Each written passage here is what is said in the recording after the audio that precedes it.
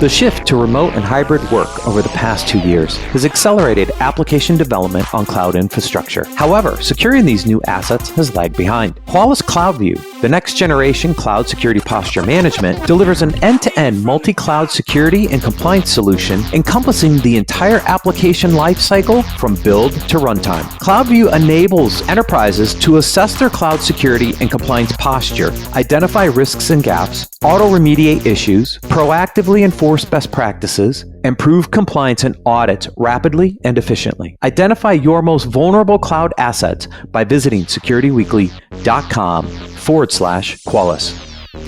It's time to rethink how we approach cybersecurity because the reality is modern cyber attackers are already past your initial defenses.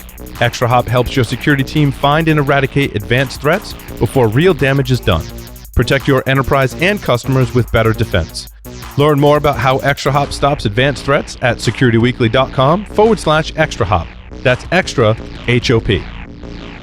Cloud security compliance doesn't have to be complicated. Whether your business is migrating to the cloud or a seasoned cloud service provider, VAR Advisory can help you simplify security and compliance frameworks, including SOC, ISO, and HITRUST. As an extension of your team, VAR specialists will put your people first and empower them with the knowledge and tools needed to stay secure and compliant at every stage of your business growth. Learn how VAR can help your company build trust with consumers and become cyber resilient at securityweekly.com/VAR Advisory. That's BARR Advisory. Welcome back to Business Security Weekly.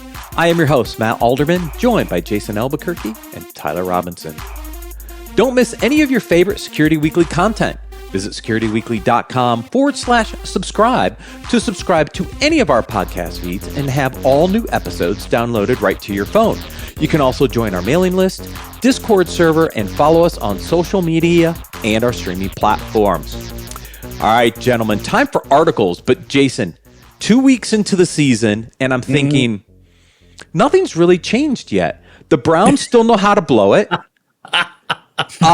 Russell Wilson took 7+ quarters to show up. Like the Cowboys look better without Dak Prescott than with him. So I'm like, seriously, like nothing's changed for me. No, I know, and my Patriots are floundering again this year. Hopefully, we can ramp it up. We had a good showing against Pittsburgh. I mean, at this point, I believe the Patriots, the Browns, and the Broncos are 1-1. Yeah, they're all 1-1. The Bengals are 0-2, having gone to the Super Bowl. They were 0-2. Right? Like it's nuts. Hey, by the way, the Dolphins? What? Yeah, Tua's playing. Come on, unbelievable! Absolutely unbelievable. So, 2022, the year of surprises, I guess. Oh well, for some people, maybe surprises. For some people, just more anticipated pain. Right. Anyways, we're 3 weeks into the college season, so at least like the top 7 are kind of there until they play each other, and we'll figure it out from there. But we'll see. All right, I had to do that because I'm like, oh my gosh, it's been 2 weeks, Jason. I haven't talked football. I know we haven't talked football. I know. All right. Yes, articles. So this first one, Framework to Succeed in Corporate, a CISO's Guide.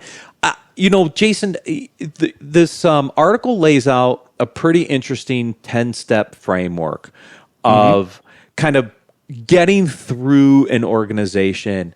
And I found it interesting because having just changed jobs in the last 2 months, I was like, how much of this did I actually do and where am I in the process, right?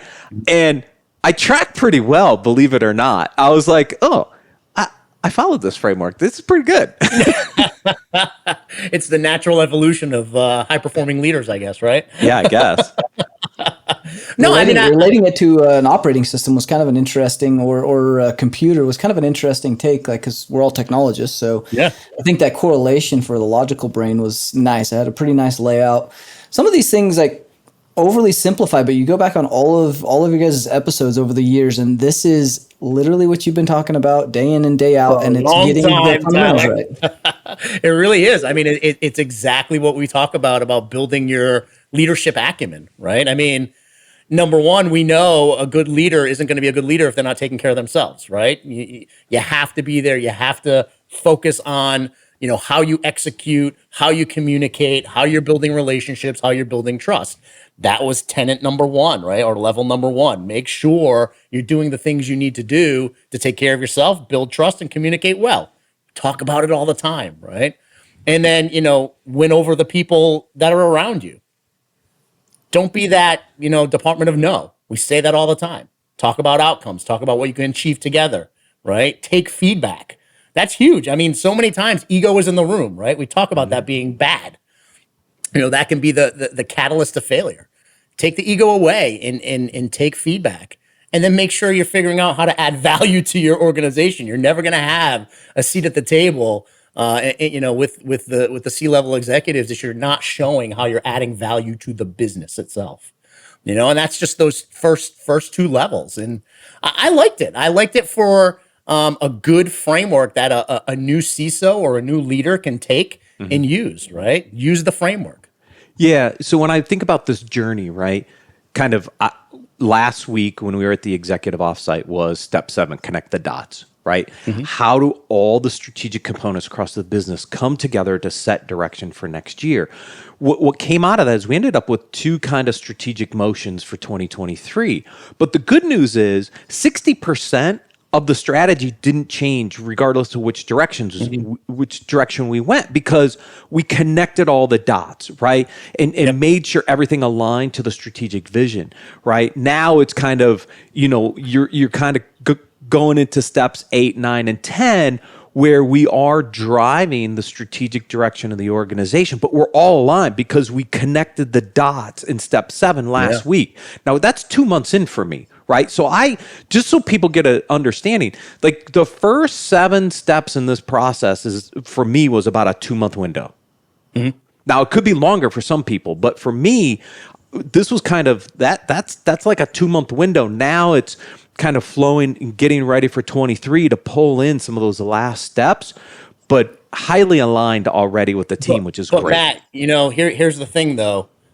I don't want the listeners to think that it means you stop doing step 1 through 6. Oh no.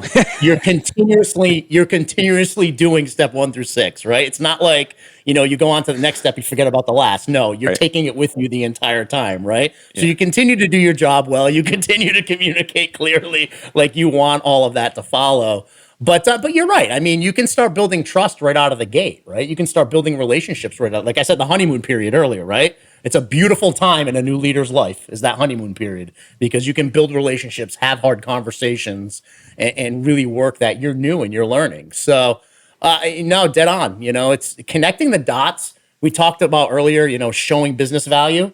There's no better way to show business value than to know the business at that 40,000 foot view where you can identify opportunities for economies of scale, investments that are happening that you may be able to consolidate investments across the organization, where you're really aligning all of the different business units and creating a strategy at an enterprise level, at the corporate level, versus in silos. When you can start tying all the business units together and develop that broad strategy, that's an incredible amount of value right there that you're showing. That requires you to get some of the fundamentals right, though. Those first steps are critical in order for that long term. And even once you finish, going through these steps, the CISO role and leadership in general is a Mobius strip. That is an always continuing reiterative circle and loop path and feedback loop that has to continue. So in order to do good strategy, to have that forward thinking, get that roadmap and continue doing great things in the organization, those fundamentals need to be right, but those fundamentals need to have nurturing and continuous process built into them. Yeah, and continuous improvement. I mean, I love the fact that 9 and 10 are, I call it challenge the process, right? So for me, it's about 9 and 10 I put together and I say, get out of your comfort zone. Be okay with challenging a process. Be okay with challenging something that's happening in the organization. Ask why. Why are we doing it this way? And if the answer is we've always done it that way, it's time to blow it up, right? So, challenge the process, challenge yourself, get out of your comfort zone, ask the hard questions. That's where you show value. Right. And then when you can't affect change anymore, that's when you're going to leave and start the whole process over again. Well, I mean, at the end of the day, if it's the right organization, I would argue that continuous change is inevitable. Yes. Because continuous improvement never stops, right? So if it's the right organization, growing at the right rate, presenting you with challenges, you could spend 10 years at an organization as long as you're both reaping the benefits out of it, right? Yeah, and as long as the organization's willing to change and make those changes, and you're making a difference, and you're continuing the process, right? Yep. It's when you see the leaders leave is when they can't affect change anymore, and it's time for them to go on to the next thing. I mean, think of it this way: if growth is in the vision of your organization and part of its strategic plan, that means mergers and acquisitions are happening. Yep. That means continuously challenging yourself. If you're on a very high rate growth pattern, every couple of years you could be acquiring a new company. I mean, I think that's exciting. Yeah, absolutely. Article number 2: cybersecurity is too important to have a dysfunctional team. I would agree. This article is interesting, right? We've talked a lot about the skills gap and what we need to do to continue to bring knowledge to the team. Which I think is important. Where it got really interesting to me is nonstop learning, and then strong leadership makes good teams, right? It's always going to go back to this leadership conversation, right? Strong leaders are going to find a way to make their teams better. They're going to find a way to get them the training, the knowledge, the skill sets that they need to be successful. I would have almost flipped the script to say strong leadership make good teams. Here's the other things you need to do, instead of starting with the skills gap and the nonstop learning, because to me, it all starts with leadership. Yeah, and I mean, we've talked about it, right? That skills gap, you're going to have a lot easier time bringing folks in if you have a good plan on how you're maybe changing the way you hire. Hire for attitude and aptitude. Have a training program. Have an apprenticeship program. Groom your next set of technical expertise. Have that bench, right? So there's so much at our fingertips that we've fallen victim to the traditional HR hiring practices, that I think we can beat this thing, or at least your organization can beat this thing, if you're following the right hiring strategies and training strategies, right? So I'm all about building a bench. I'm all about grooming talent from within, right? Because now as that talent goes, to their next best thing and their next role, you have the opportunity to fill it at the entry level and really see that cycle upstream. If you always have that available learning path and that growth development, that is how you retain high performance, high functioning individuals that are very technical that want to continue. You can't always do that, and enabling those pathways and off ramps are also important. Doing that well gives you a good reputation, and long term, it'll pay back. There's a business relationship and partnerships that come out of those kind of things. So just being very open and frank and providing those pathways, both up, down, and forward, as well as a good off ramp, is very important. 100%. And the only thing I would add to that, Tyler, is making sure you're paying attention to that work-life balance so folks don't burn out. Yeah. It's that utilization time, right? One of the things, just being in the services industry, utilization is a thing. So paying attention to your staff's utilization and making sure, sure, they're billable to the organization for a certain amount of time, but have they taken a training? Have they done personal development? When's the last time they took a damn vacation, right? Yeah, that means relationship, though, right? That's not just technical numbers or a dashboard. That is a relationship, so you know your people, because you're going to have high performers. They're going to say they're fine. They're going to take on all the work. They will always do it, and they will never complain. And that's what high performers do. So if you know them and you have a relationship and you build that trust so that they can tell you, hey, I need a break. I'm going to burn out, or you can see it. That makes it even better for you. 100%. It's a lot better conversation when you can say, hey, listen, I noticed you haven't taken a vacation in 6 months. And by the way, you've been 110% utilized for the last 5 weeks. Go take a break. You're taking a week vacation, please. That's a great conversation to have because it's proactive. Yeah. And Tyler, one thing, it could be sideways too. There are times when you realize that some of the resources you have are better in another department. It's not necessarily an off-ramp. It's like a sideways move that allows them to then go expand and create a path upwards. Not everybody has to stay within a specific department. And so, I think it's important to understand kind of those side moves that gives your employees an opportunity to grow somewhere else if that's what they want to do. Yeah. I mean, good talent, you want to retain good talent for your company. Your company. So I always say the right seat on the right bus in my fleet of buses. Are you in the right seat on the right bus in my fleet of buses? Because if you're not, let's find another bus in my fleet that may be a better fit. Yep. Yeah. Next article. The 3 traits of successful cybersecurity leaders. Starts with cybersecurity leaders have to be trusted business insiders. Have we heard that one before? Anybody? I don't know what you're talking about. What? they all just watch our podcast and just write these articles, and then they go off each other every week. That's what's happening. Seriously, though. Right. Oh, wait, they're good listeners. I'm telling you. They're right. Yep. They're in it for the long term, and they're visionaries. All right. Yep. Well, that was Article number done. 2. Cybersecurity leaders have to be good listeners, right? So just like the audience, they have to listen well, copy this, throw it into an article, and they know they're going to get covered. That's it. I think they're just they're translating our podcasts and posting articles. Then we should start seeing some better articles. These are a few core things that you need to be doing as a leader. I mean, and it's not just cybersecurity; it's any leader. These are leadership traits. Yeah, agreed. I mean, most now of if these. everyone would just start doing them, like That's I'm it. waiting for that part of the implementation piece. Yeah, it's written about a lot, it's talked about a lot, but execution is Yeah, It's hard to do. it is. It's hard. It is. Yeah, it's say easy, do hard. Absolutely right. which is why we cover this so often, because hopefully over time we start to see the change and we can actually show that this stuff matters and it's making an impact at the end of the day, Jason. But you're right. We would see different metrics in all these articles that have metrics in them, right? Yeah. Right. We would start seeing different metrics if folks followed them. Yeah, agreed. HBR, always great at bringing in good articles. This one, in a crisis, great leaders prioritize listening. And it's, they actually give you some guidance here, So how do you ensure to leverage the perspective of others now before the next crisis hits you and your organization? Here's 3 questions to ask yourself. So look, somebody just went through a crisis on Friday. I'm not going to name names, but it's all over the news. Like, this stuff happens constantly. And some of these organizations have been through this before. So the question becomes, like, how do you prepare for the next one? Like, are you ready for the next breach? Are you ready for the next leak of data out on the internet? And so why I thought this article was so interesting is, looking inside the organization and like trying to figure out, like, how do I get ready for the next one? Because it's going to happen. Some of these companies have been in the news just on a regular basis lately, and it's got to feel a little overwhelming.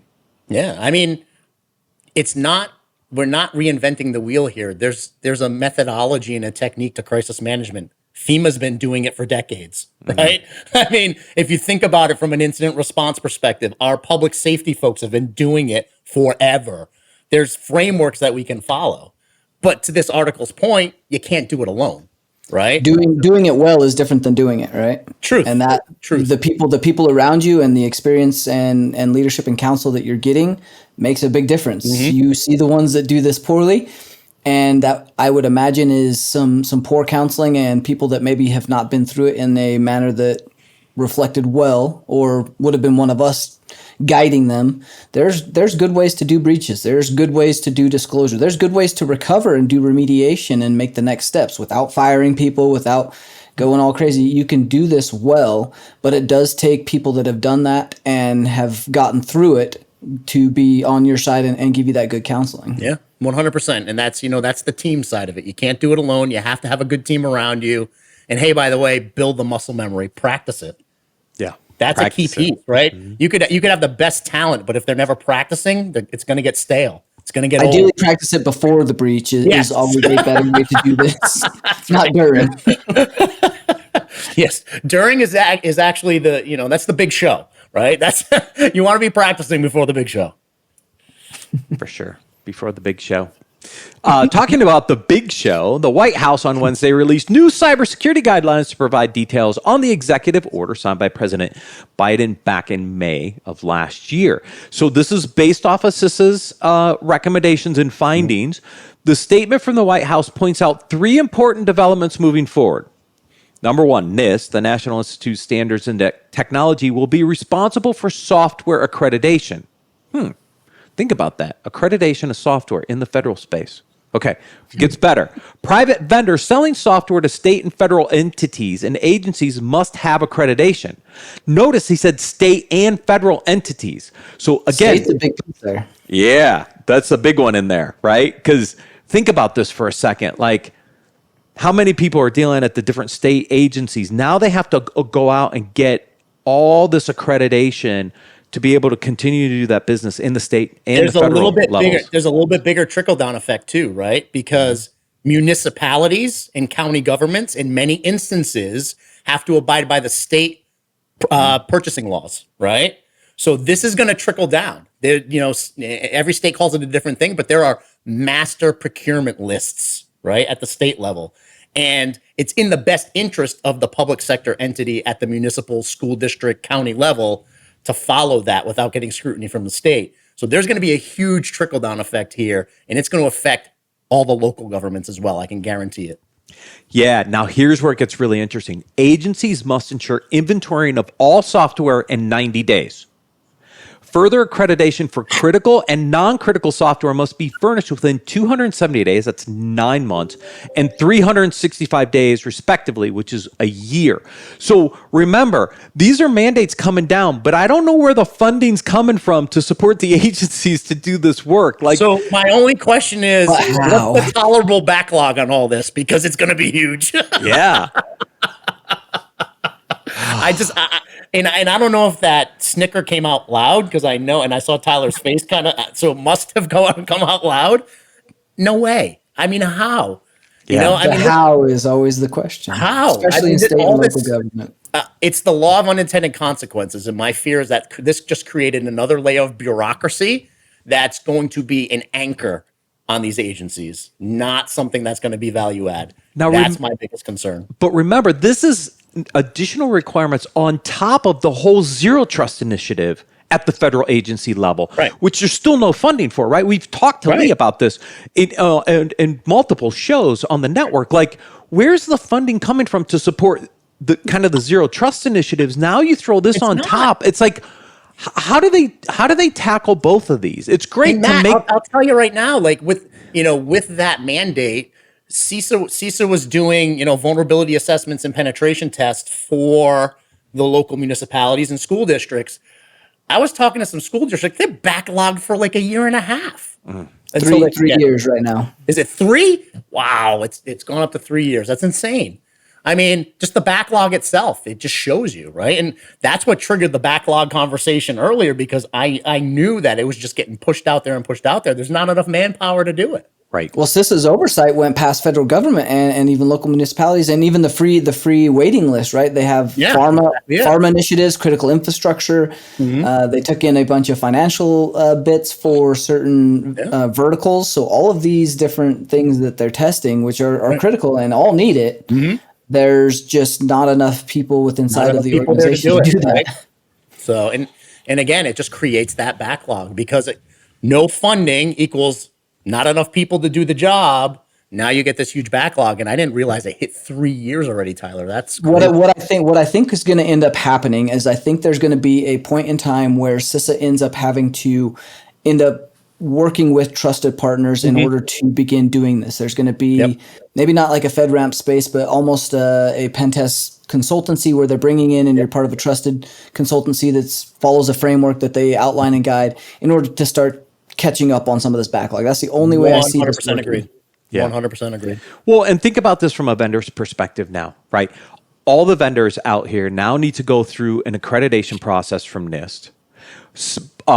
Agencies that don't have accredited software for critical and non-critical systems now have to think about how to swap out systems that could be critical to their daily workloads. Like, without funding behind all, like, oh my gosh, I couldn't even imagine the amount of work. Think about 911 radio systems. Those damn things are so old, and those are critical. You have to have something in place prior. That's part of, your federal mandate and your ability to do FEMA stuff. You cannot just replace them. So now what? Yeah, now what? Yeah, I mean, they're gonna be systems that are core to running the business that they're gonna have to make some. I mean, think about how many homegrown systems are in government space. Now try to rebuild all that with a software development firm or something like that. Without losing databases and records that are required for historical purposes. Yep, exactly. Archives. I mean, that, for me, it's just like there's so much homegrown software out there, custom dev. Oh, God. Remember, the IRS tried to update their systems how many years ago? It was a complete massive failure. Like, yeah, not going to happen in 270 or 300. You know what? It's a wonderful aspiration. How about that? It's a wonderful aspiration. Yes. A for effort. Yeah. I think execution though is going to be a pretty big F, but we'll see. Like, I see this stuff come out, and I'm like, oh my gosh, like, how do you get your arms around something like this? Some agencies are going to be better than others, but I mean, the big ones, there's no way. Like, crazy. Yeah, so that brings the point of like, is there a point in signing this into mandate? Like, did that accomplish anything or not? Right. Those are the questions I don't know. It's great from a PR perspective, right? Oh, yeah. Because it makes the administration look tough on cybersecurity. But if none of the agencies can implement it and they don't have the funds to implement it, does it actually impact our overall security? The answer is probably no. So do they have the right counsel around them explaining why these things don't matter and here's how you do good initiatives? Maybe they need additional input around that. I know politics are not a place most of us like to operate, but obviously we need to get some people in there that, Jen Easterly's doing a great job, but there has to be more than one voice in order to affect that level of change. And for all we know, maybe that voice was there, and in so many instances you need that political ace to throw on the table. Yeah. And sometimes even if the people are there, that ace still gets thrown down. Yeah. I know. I mean, look, there's multiple people from our industry have attempted to try to make a difference there. And it's very difficult, I think, to navigate the political waters to really make the right impacts. Yep. Yeah. Last article we're going to cover only because I thought this was interesting. Security Week is happy to announce that all sessions from their 2022 CISO Forum are now available to view on demand. And there's some great sessions in here. So, again, this goes back to this like learning, sharing. I think there's opportunities for CISOs to continue to learn from their peers in the industry if they weren't available to attend. This stuff's available. All you have to do is register to get access to the content. I think any CISO, aspiring CISO, people want to know like some of the strategies they really need to think about in areas that they're struggling with. Here's some great free resources for you to, go check out on demand. Gentlemen, always a pleasure. Thank you, Jason, for catching up with me on football. Tyler, always a pleasure. Thank you for joining us today. Thank you, everyone, for watching and listening. We'll see you next week on Business Security Weekly.